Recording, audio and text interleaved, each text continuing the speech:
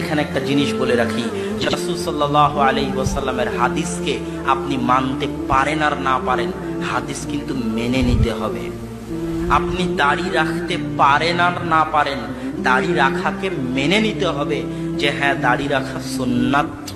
আপনি যদি দাড়ির উপর একটা প্রশ্ন উত্থাপন করেন যে দাড়ি রাখলে কেমন আনস্মার্ট লাগে, দাড়ি রাখলে কেমন খ্যাত লাগে, কেমন খারাপ লাগে, যে কোনো প্রকার বিন্দু মাত্র অথবা এর চাইতে বেশি বেড়ে, এর চাইতে বেশি আগে বেড়ে দাড়িকে নিয়ে যদি ঠাট্টা করেন, বিদ্রূপ করেন, না মেনে নিয়ে যারা পরিমাণ যদি প্রশ্ন উত্থাপন করেন, তাহলে আপনি কাফের।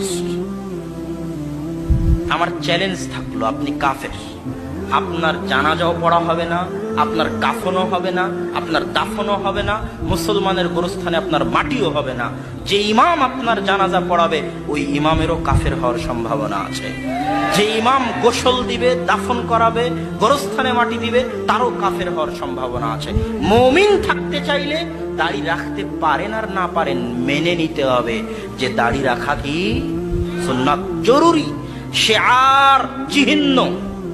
দাড়ি রাখা সুন্নাত বললে হবে না, দাড়ি রাখা কি চিহ্ন, শিআর, কিছু চিহ্ন আছে।